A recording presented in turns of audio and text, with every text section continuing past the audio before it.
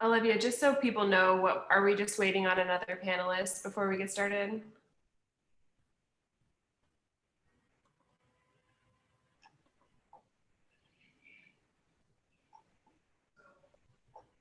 Maybe. I don't know if y'all can hear me, but Olivia, just so people know, what are we just waiting on another panelist? All right, good morning, guys. Thanks for bearing with us there for a second. We were just letting everyone have a chance to get in. So my name is Olivia Mertensmeyer, and I'm a board member for YLC. I'm also a member of the membership committee, which is the group responsible for bringing you guys this content this morning. So our morning's webinar will be focused on conversations about adapting your business model during crises. And we hope that at the end of this webinar, you gain insight into how to strategically plan, but also realize how important it is to be flexible and resilient. Our panel this morning will be moderated by a fellow board member, Patrick Hernandez, who is also the owner of Relaison. Our three panelists are local leaders here in the city. We have Ajax Jackson, the owner of Magnolia Yoga, Denali Lander, the executive director of Youth Run NOLA, and Jordy Figueras, the founder and owner of Insanity Kombucha. I also wanted to take a moment to thank Andrea Chin, one of our YLC role models this last year, who connected us with these wonderful individuals. We'll start off first by having introductions from our panelists, and then we'll go into a Q&A that'll be led by Patrick. At the end, we'll open it up for Q&A from our audience. So now I'll let Patrick kick it off with his own introduction about himself and his business. Patrick.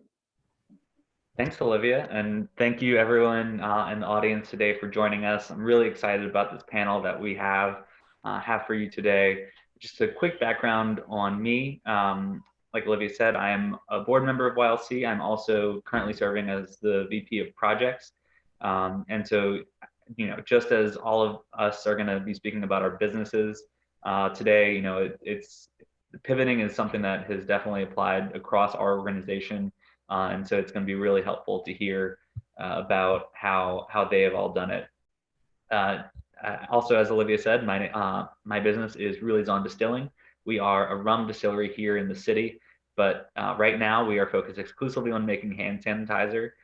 So I definitely feel the chaos that I'm sure everyone else has felt in the last 2 months of having to change our business models.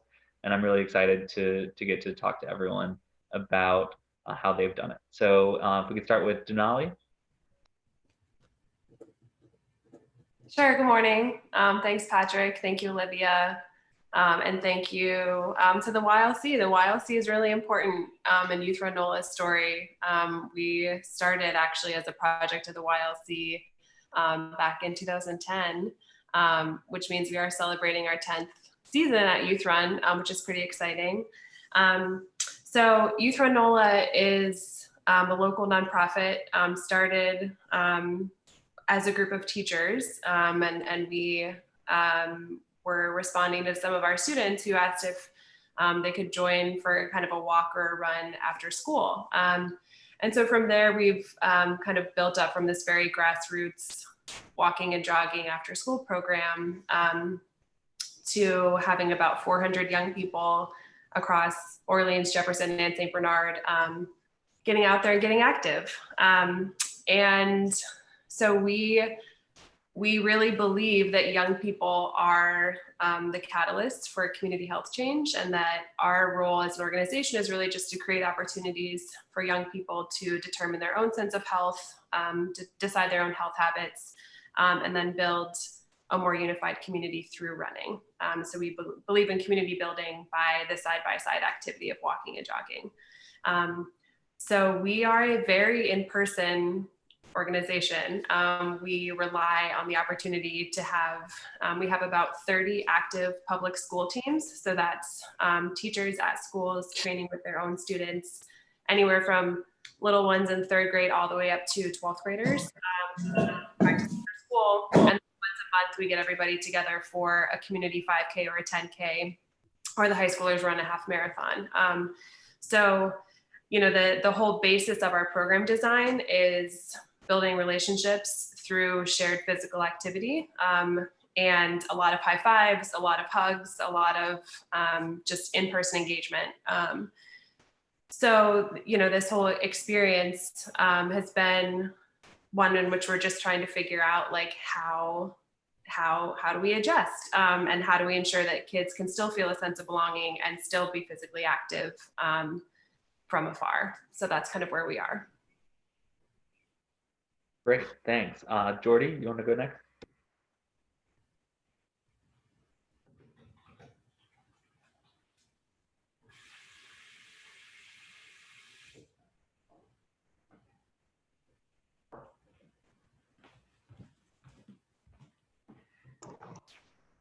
Jordy, are you there?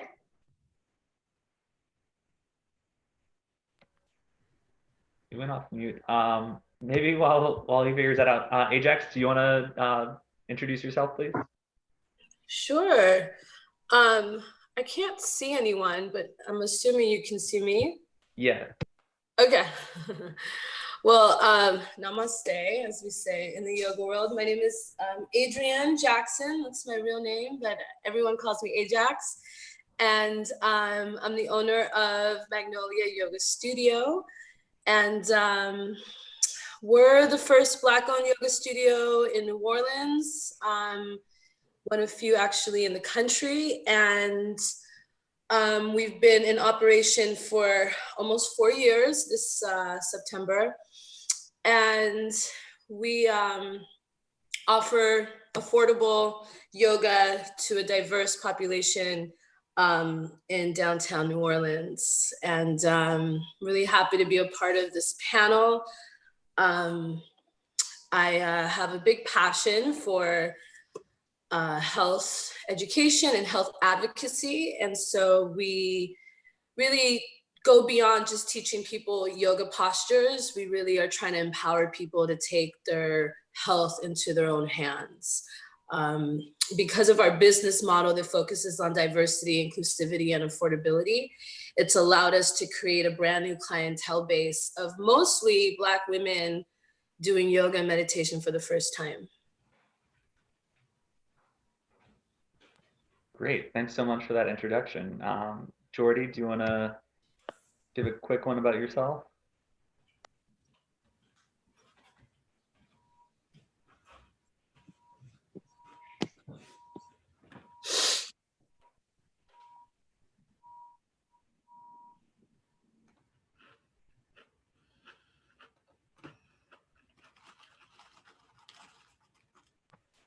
Jordy, do we still have you?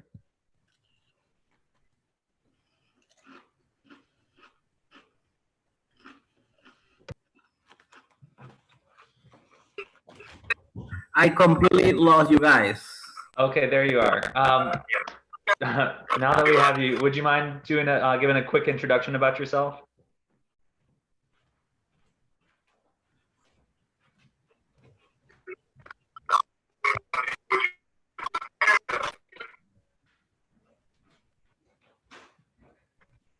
All right. Well, while we try to get Jordy back, let's just jump into the questions, just so we can get things rolling, and we can. Oh, are you there?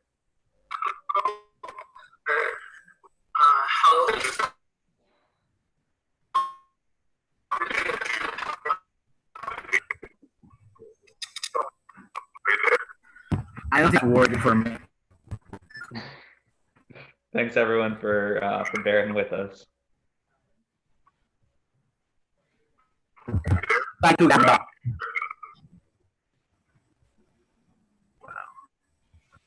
All right. All right. So we're gonna jump into the questions unless Jordy is able to jump back in. But maybe let's just start with getting kind of a baseline for where everyone was at the beginning of this. Just to quickly share kind of my naive thoughts. Whenever we first got the first mandate, as a rum distillery, we thought, okay, well, we can survive maybe just pivoting to online sales in terms of just pickups rather than having people into our tasting room. We thought that maybe that would be sufficient. And then we quickly realized that this was going to last longer than we initially thought, and that it was that model was not going to work. So, if you could just give your first thoughts before we jump into how that's evolved over time. Maybe let's start with Ajax.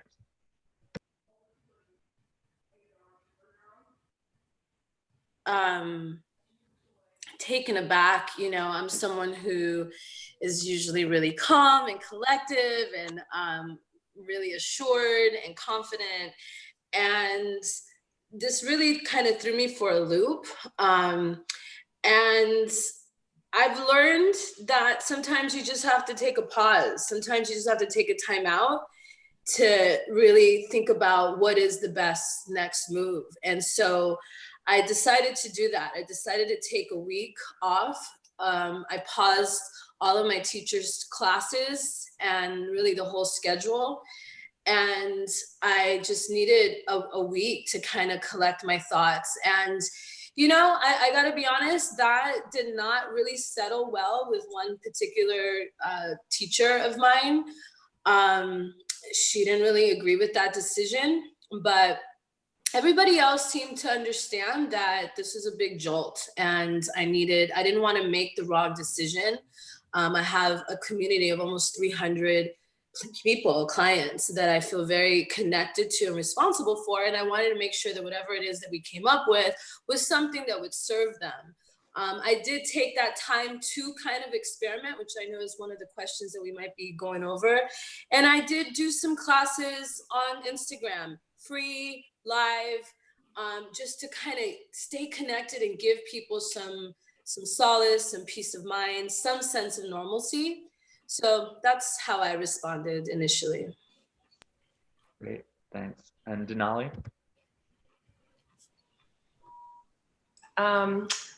Yeah, I mean, a similar experience of this is certainly not the 8 weeks that I anticipated back that kind of first week of March.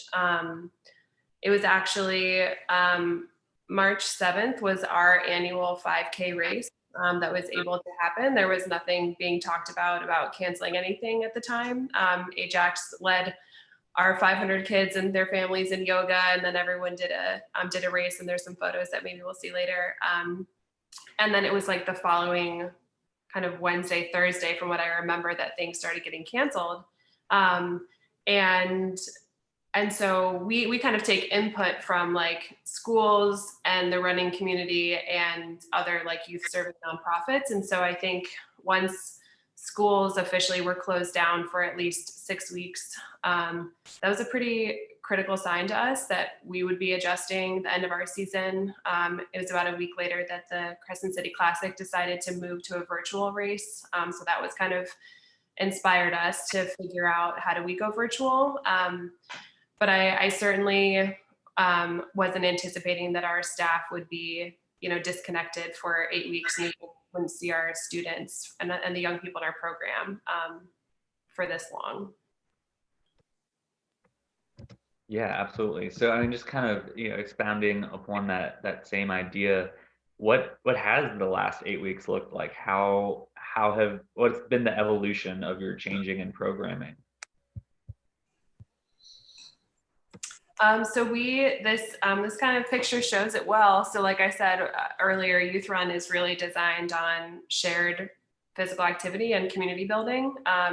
So once we knew that the Crescent City Classic, which was set for April 11th, was going virtual, that kind of inspired us to continue our same training schedule with the kids and families in our program, and make it a virtual training experience. We, the families in Youth Run NOLA represent some of the most vulnerable populations to COVID-19, like health-wise. And then on top of that, it weighed really heavily on us what young people must be experiencing in terms of their sense of belonging, to have their school network taken away in this capacity, their after school curriculum activities, their clubs, their Youth Run NOLA. So we were most immediately like trying to get in touch with everybody and create space for people to see each other's faces, either on Zoom or on Instagram or through phone calls. So we just kind of started setting up at least a couple times a week opportunities for people to come together. So this picture was from our virtual Crescent City Classic, basically. So we would have everybody join up on Zoom to do a shared warm up. So one of our high school youth would lead everybody in a collection of exercises to get the blood flowing. Everyone would go out for their own, safe solo miles, and then come back together about an hour and a half later to do one of the traditions of Youth NOLA, which is our appreciation circle, where we all kind of share our gratitude for each other. And so we knew that it was important for young people's voices to continue to be heard, for young people to continue to express that they miss, hear from these mentors and coaches that we have on our end too, that they miss seeing the young people, and really doing anything we can to keep that sense of belonging and keep that sense of encouragement for physical activity as high as we could, given the circumstances. So helpful to hear about. That sense of community that you talk about, it seems like there's probably a lot that Ajax has to weigh in on about that same thing, since yoga is such a community activity. So Ajax, how you said, I know you mentioned first beginning with Instagram lives, but how has that evolved over time into what you're doing on a day-to-day and week-to-week basis now? Yeah, so we went on Zoom, and I, decided to, it felt in the beginning, it felt like I was starting a whole new business, which when you start a new business, you know what that feels like. It's like the weight of the world. Everything felt hard. It was confusing. I was like doubting everything. And I realized, wait a minute, I remember this feeling. This is what it felt like 4 years ago. And it's like I'm starting a new business. Of course, I have some added advantages this time around, but it feels very similar. So with that, I just kind of gave myself a lot of leeway, a lot of love, a lot of patience as I try to recreate something. I also took the opportunity to think about, I'm constantly trying to think about our clients and our families. And so I thought, okay, so people are now all together. And so we have an opportunity to, like yoga that is concerned with the whole person, we have an opportunity now to be concerned with the whole family, the whole household. And so we don't have to just serve the mom or the dad or the daughter. Now we can potentially serve everybody in the household. So I decided to experiment a little bit and be creative, be innovative, and try some new classes. And so I figured athletes probably are not going out as much, going to the gym as much. So we created a class called Yoga for Athletes and Runners. We created a class called Yoga for Moms and Children. I have a few single mothers on my team. And so I asked them and I asked their children, I kind of hired the child too, to basically have a mom teach a mom yoga and their children teach a child yoga at the same time. And then we've also did a class called Yoga with TLC, and that's for people who are elders, people who may need a little more support, a little more guidance through the postures. It can include using a chair, it can include using a wall. So we're still offering almost the same amount of classes that we offer when we were physically open. So 3 classes a day and 2 on Saturday and Sunday. We're offering classes 7 days a week. And yeah, it's, our community is very strong and it's very unique and it's very diverse and, we're very close. And so it's been hard for me personally as kind of the ringleader, to not have them, at my, in my vision besides electronically. But I do say to them, it is kind of miraculous how yoga is considered a technology. It's an ancient technology. And along with this modern technology of Zoom and Instagram, we can actually still serve you. So we try to find the silver lining in everything and be as positive and optimistic as we can. And I think we're doing a decent job of that. But yeah, it's been a challenge for sure. Yeah, absolutely. And it looks like we have Jordy back. So Jordy, if you don't mind, giving an introduction about who you are, about your company, and then we can catch up on your story as well.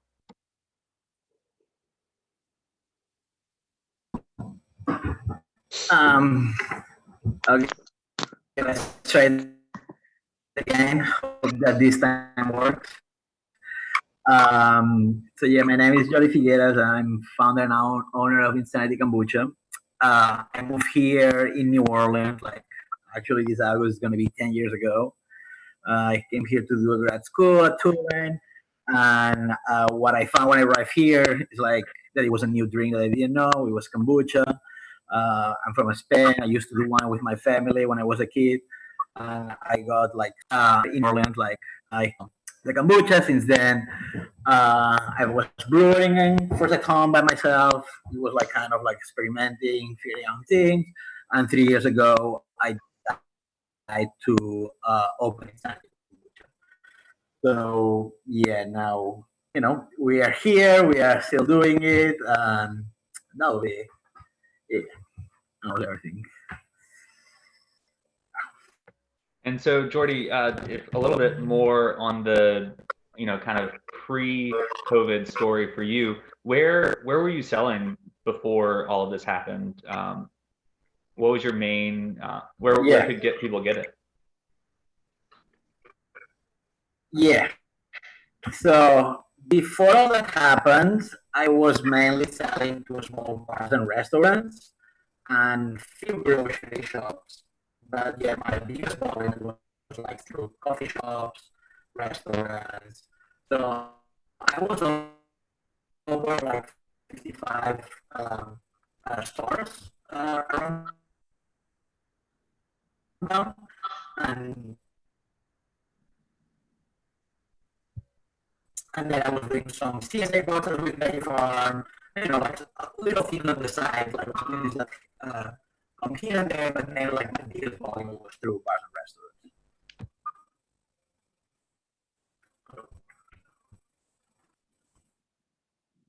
restaurants. Sorry, you're breaking up a little bit, but I'm going to repeat back what I think I heard is that mostly you were selling through bars and restaurants, before all of this happened. And then I think I heard you also mention how some places you've started selling since then, since obviously for a good bit of time, many of those small restaurants and bars have been closed. Did you say that you're now selling through CSA baskets?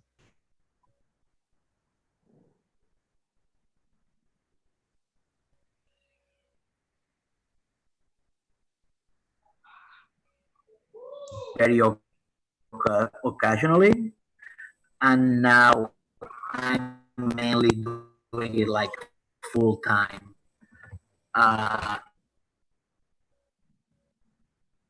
It's like one of my biggest revenue lines by been selling to these CSA boxes. Got it. Well, thanks for that. So, kind of what we've been talking about so far is, how the last 8 weeks or so have looked. From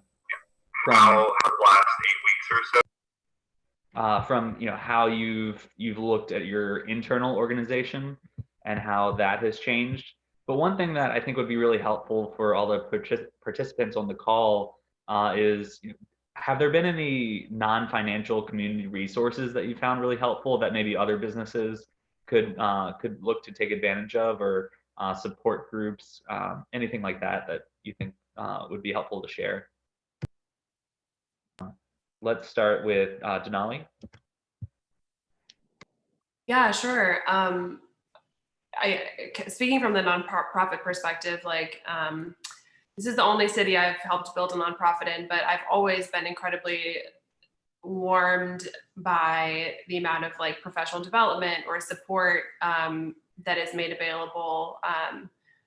There is all of us, kind of went through a propeller experience. I've also, so to say that was the case ahead of coronavirus, and that has certainly been what I found for the last 8 weeks, is that whether it's the Greater New Orleans Foundation, Propeller, these kind of community incubators or community foundations that really support the nonprofit sector. They, every week, it's pretty wild how suddenly I was in,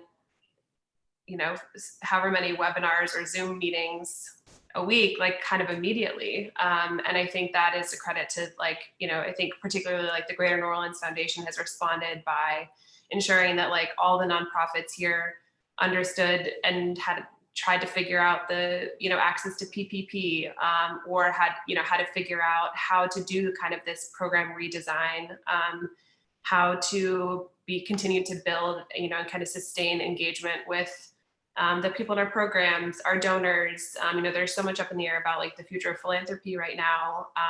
But I've been really grateful for these places that are continuing to like provide for their nonprofit network, while, you know, continuing to just be a safe space to air out the uncertainties, or just kind of the way of processing or learning or adapting in this time.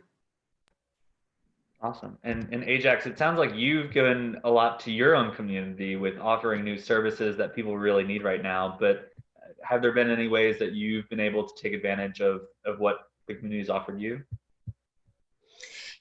Yeah, I mean, I think it's, you know, we're not a nonprofit. Technically, we operate like a nonprofit. I have a lot of nonprofit experience. I love nonprofits. And so I kind of run my for-profit very much like a nonprofit, which sometimes can pose a bit of a problem. But I say all that to say that we are kind of in a different boat. And I think also because we're dealing with health and wellness, which in a state which I love, but technically we're 49th in the country in overall health and wellness. And even during the middle of a pandemic, or the beginning of the pandemic, or at the end of the pandemic, it's actually quite difficult to get on people's radar. And so what I have had to do is really create compelling content on social media and really teach even deeper from my heart, and really inspiring and educating people even more so about why it's important to not cancel your membership right now, to dedicate yourself to yoga, to start a yoga practice and a meditation. Not necessarily to save my business, but to save your life, you know. And I think what that's done is, you know, what I've done is I've tagged certain partners, certain city council members who I already have a relationship with, or that I'm very, I really admire the work, like Youth Run NOLA and other nonprofits and businesses really around the country, tagging them on some of this content to kind of get them hip to what we're doing and why.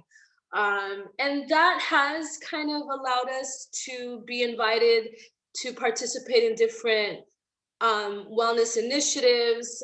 We have received some awesome donations. We have a partnership with ClassPass right now that will match any donation that gets made.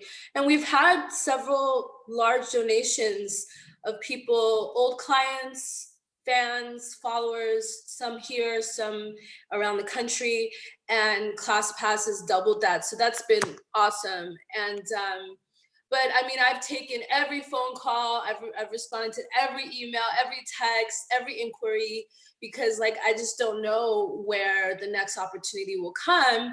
And it has led to new members, new partnerships, new understandings of what we do. And I'm very grateful. That's awesome.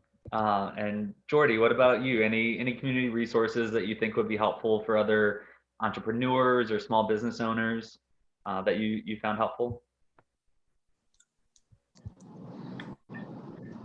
So Jordy is just now calling in to join, so I think give him a second. Sure. Well, this is probably a great time then. You know, I do have more questions for you all, but just to make sure that we give anyone in the audience a chance to ask them as well. If you do have questions, go ahead and put them in the chat group, and we'll ask them for you.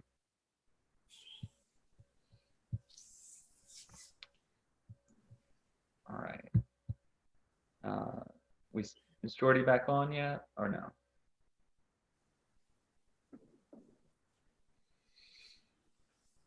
All right. Well, while y'all think of your questions to ask in the chat, you know, one thing that I'm really interested in, and Ajax, I think you kind of did begin to touch on this, is what is the future for you, and what how can people help and participate? Oh my God, that's such a big question. Yeah, sorry. I guess it's okay. The only reason why I say that is because I just kind of dreamt up a new potential future endeavor, and it involves, as mentioned by Denali, our demographic is the most affected by COVID, the Black and Brown community. And so for me, I care about all people, of course. However, I care most about the people who need support the most, which happens to people who look like me. And so I've always dedicated to doing a yoga teacher training once a year. It's a huge commitment, a huge amount of investment. And I think what I've become inspired after reading a good book of a friend of mine called Know Your Value, and it's all about understanding Black cities in America and their value or not being valued really in different sectors like business, education, and healthcare. And what I learned and kind of knew is that people learn from people who look like them best, especially African Americans. And so what that really inspired me to do is to recruit more and more African American yoga teachers. And I really want to build an army of Black and Brown yoga teachers and our white allies and accomplices, because we need everybody. We need all hands on deck, all open minds and hearts. So that being said, I think what part of my future is going to be is finding a place or creating a place that becomes like a hub where I can offer once or twice a year an immersive yoga teacher training, and that it will hopefully attract people from across the country to train in the discipline so that they can go back to wherever they're from and share the art and the discipline and the healing that yoga meditation can provide. It's an alternative medicine, but it's also really speaks to what I believe. Your healthcare is based on what you do on a regular basis, not your annual doctor's visit, not what kind of healthcare plan you have. That's not healthcare. Healthcare is what you're doing, eating, feeling, and moving. If you're doing those things, that's what makes your health what you do on a day-to-day basis. And so I really want to empower and educate people to teach others to do that. So I know for a fact that will be part of our future. And I'm working right now on finding some locations where I can kind of house people and make it an immersive experience. It's really awesome. Before we jump to you, Denali, I think Jordy's back on, so I'd really love to get his thoughts on what community resources might be helpful to share with our participants today that they could take advantage of themselves. Hey, Patrick. So yeah, community resources. I will say that I've been mainly using what's around me on the proximity. So it's just being connected with our community. And yes, we've been not following any blog or any other kombuchery or anything, that has been a clear example of what to do, but we just been trying to figure out with whatever we find around. As entrepreneurs, we always feel that we try to do. Awesome. Well, if there are any other F&B companies on the phone right now, one thing that I've found really helpful is the New Orleans Food and Beverage Group. It's just a group of business owners and operators. We get together, or we were getting together about every few months. It's open to anyone who wants to join. You can look it up on Facebook, New Orleans Food and Beverage Group, and they've been really sharing some great resources. And then Jordy, what what does the future look like for you? And that to kind of reel that question in a little bit, because I think I might have overwhelmed Ajax. What does the next month look like for you?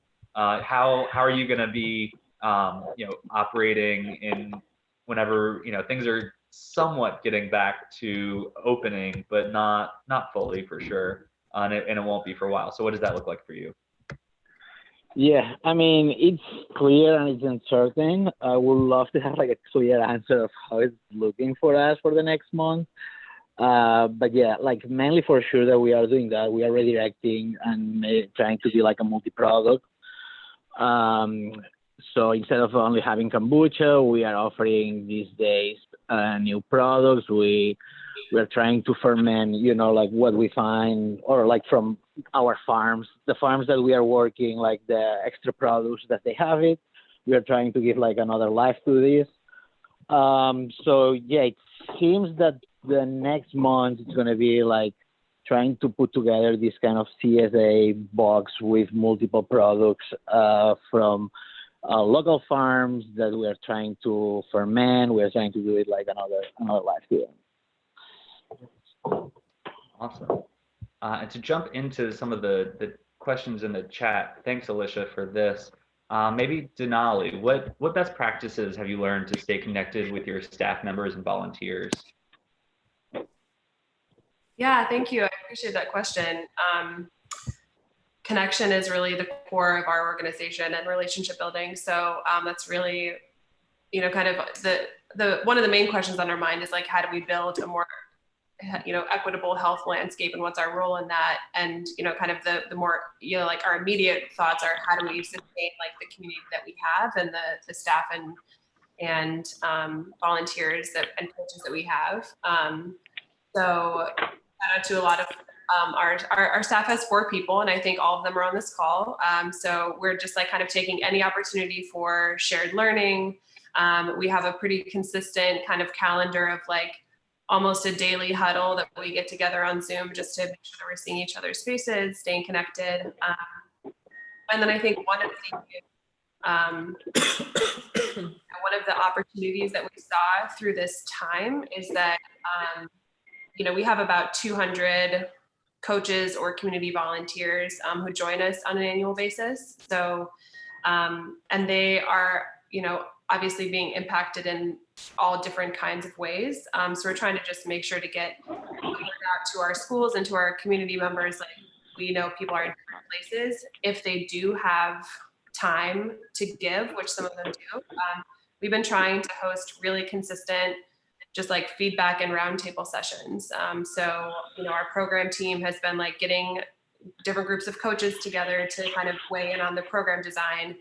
All of our volunteers like together in different focus groups, you know, all over Zoom, but the same type of conversation that we would have around a table about like analyzing how our year went, responding to some of our year's data, storytelling, getting feedback. Like some people actually do have more time to give right now in that sense of just like sharing ideas. And we need a lot of ideas. Like we need, we're kind of going through a potential, you know, significant redesign of how we do things. And so there's a ton of people that have been a part of building what we have to date. And so we've been trying to get the word out to them that like, we need them, we miss them, we would love their ideas, and stay connected through that angle. Great. So you touched on it a good bit. Alicia's other question, but just in case you wanted to add anything, she did also ask, other than donating, how can we each help? How can we help each organization? Well, I appreciate you said donating. We, like I said, we know this time is like very different and hitting people in all kinds of ways. And we are trying to be aware and predict and have a lot of concern about what might happen with philanthropy, or it might swing in a really positive direction.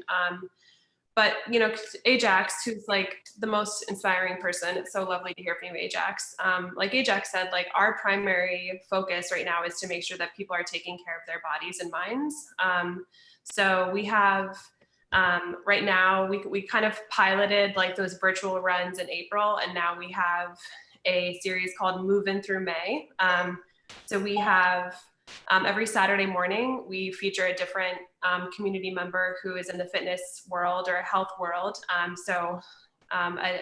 and a teacher from Ajax Studio will be joining us the last Saturday of May, for example. But as an opportunity to allow some community members who are in this world to, share opportunities about what's happening in their business, and we connect them to our families and volunteers. So join us on Saturday morning to get active. We made a collective goal for the whole Youth Run NOLA family, which is hundreds and hundreds of people, to run 2,020 miles or walk throughout the course of May.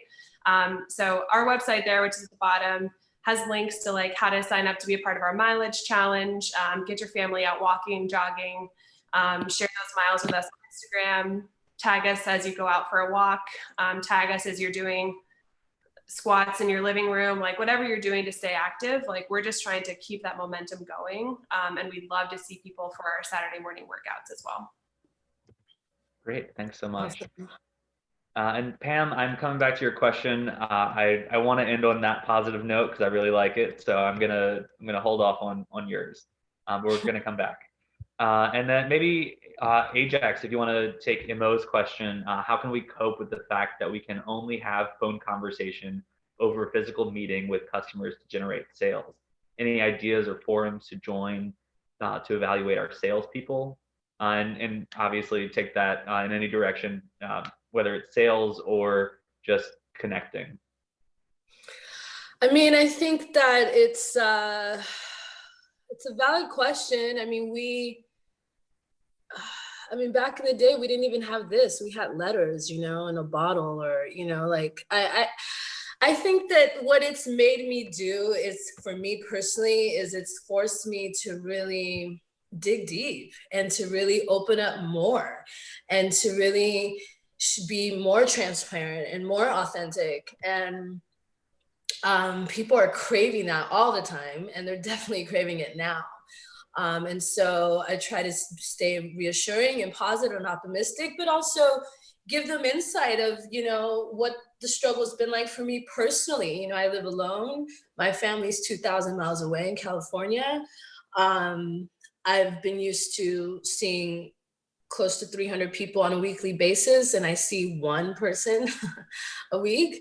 And so for me, it's really shifted a lot. And I'm not alone, and so I just share from the deepest recesses of my heart and my mind to people. And I think that it does work, and people are grateful. I mean, it hasn't changed. I try to do this all the time.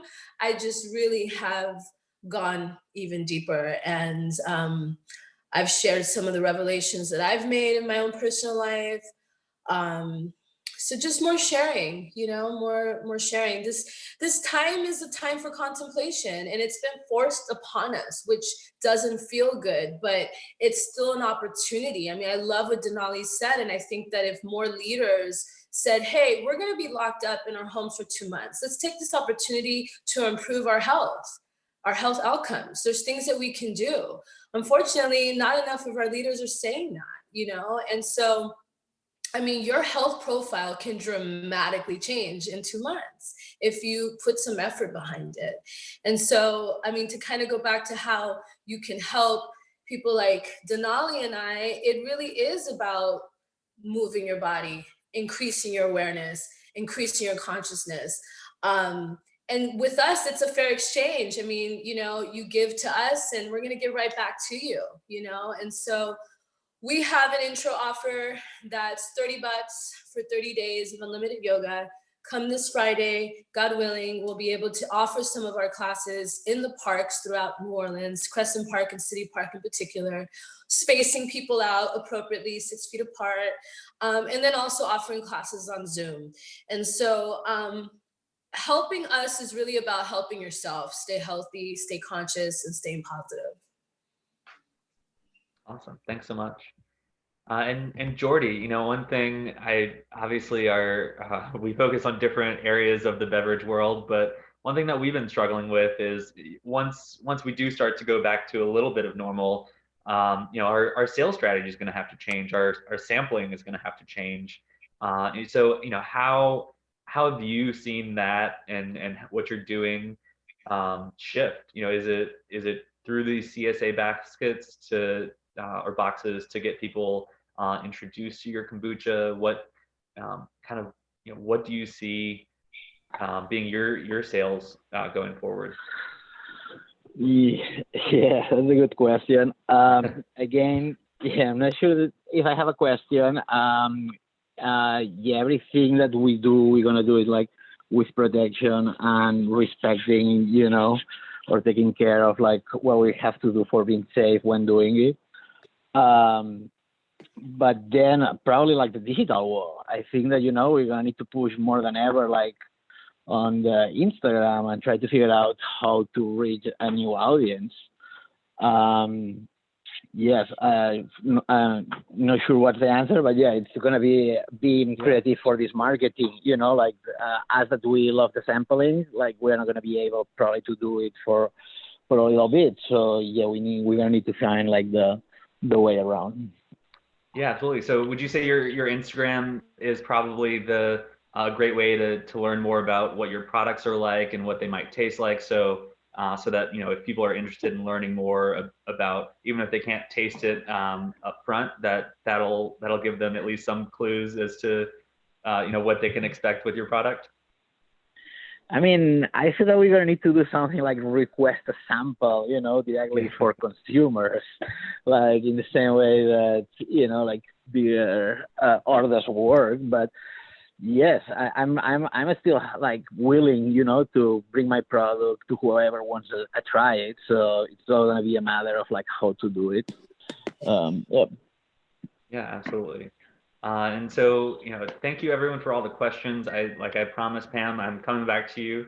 I'm gonna go through all three of our panelists, and if you could answer her question, have there been any unexpected silver linings to this period that you will carry forward?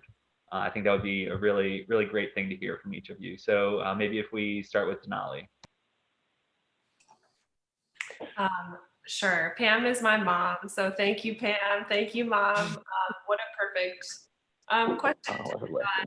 And this is, I think the first thing that came to mind was just like an expanded appreciation of what community can mean and how it can look. And everything from like my mom and I teaching my 90-year-old grandmother how to Zoom so that we could like keep that facilitation and connection going, to like transportation is extremely difficult for young people in this city, for a lot of people in this city.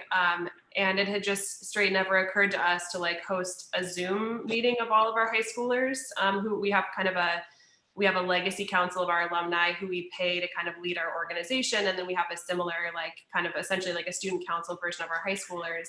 And it was always a challenge to navigate how to get them together after school hours from all across the city. And we've just had incredible success getting people together on Zoom. So I think there's like pieces that we're learning about how we can design and create new types of experiences through community that is important, that like we really, or that I should say that I took time to really grieve and feel sad that we were missing out on our races and missing out on hundreds of kids being together. And it's like a gaping hole kind of in our organization and life, but that there are other ways that we can create community and that people really show up for it. And that certainly feels like some inspiration for us moving forward. Great, thanks so much. And thank you, Pam, for the question. I did not even put that together. Jordy, do you want to take the silver lining question? Not sure if I understand you well, but I will say that yes, what I learned is like that it's not a matter of how control you have the situation. It's not more about like adapting yourself to what it is. I think that's been very important for keeping the mental health. I think that it's time to realize how much you appreciate the people that are around us, and just be strong and do the best that you know to do. Like I think that will be. No, absolutely. Thank you. And real quick, Jordy, which CSA is that your kombucha is available through? All right. So right now we are at the Veggie Farm, usually it's not some regular, but every couple of weeks or whatever, one of our products is on the CSA. Then River Queen, we are as an add-on. So if you are ordering from River Queen, then you're gonna be able to take some of my products. Then Sunday Best, it's offering on their order too. It's the new ice cream at the Peter and Paul Hotel. Next week or so, I'm not sure if I can say it yet, but Capulet is gonna be doing something. So I'm gonna be on Capulet, and yeah, for now these are the places. I'm gonna start probably seeing like soon on the Daily Beat selling growlers. So yes, this is kind of where we are right now. And for sure, it's been very important to switch the format of our kombucha. We used to sell like the 16 ounces, and right now mainly we are focusing for these days more for the growler type of thing. Thanks. And finally, Ajax, what about any silver linings that you've taken away from all of this? Yeah, I think there's two main ones, and one is, the first one would be that it's helped me come up with kind of a health challenge, or I'm sorry, like a citywide wellness campaign, health pledge, a wellness oath type of thing, and really having studied how the body, works through yoga and heals through yoga and strengthens to yoga. There's 85 years worth of research that can justify why yoga practice is important. That has been some silver lining for me, really streamlining, like, well, how do you protect your immune system? How can you improve your health? What are 5 simple things that you can do? And what's awesome about the human body is that it can respond very quickly. We're learning washing your hands can keep you very, very safe. We've learned that drinking water, resting, moving, meditating, these things can really increase managing your stress, can increase your immune system's ability to fight within hours. And if you couple that day after day, week after week, month after month, you really change the outcome of your life. So that's been a silver lining, really having to learn how to streamline how people can boost their immune systems quickly. And the other silver lining is that because I do think of myself as a woman of the world, I've lived all over the world, I can now reach people all over the world. I have taught yoga all over the world, teach, in 3 different languages, including English. And now those clients can actually be a part of the magic that is Magnolia. We've gained more memberships like that. We're serving their parents and their children. And so that's been an incredible honor that I can now reach friends and family and old clients, referred clients through technology. And that's been a huge silver lining. Great. Well, thank you so much to all of our panelists. Again, thank you to Andrea Chen and Propeller for sending them all our way. Thanks to everyone in the audience and for the questions. I hope you've enjoyed today's webinar, and obviously go support, follow all of these amazing organizations, and we hope to see you on a webinar soon. Thank you, Yusufanola. Thank you so much. Thank you, all of you. So nice to hear from you. Instant to tea. Thank you. Bye, y'all. Bye.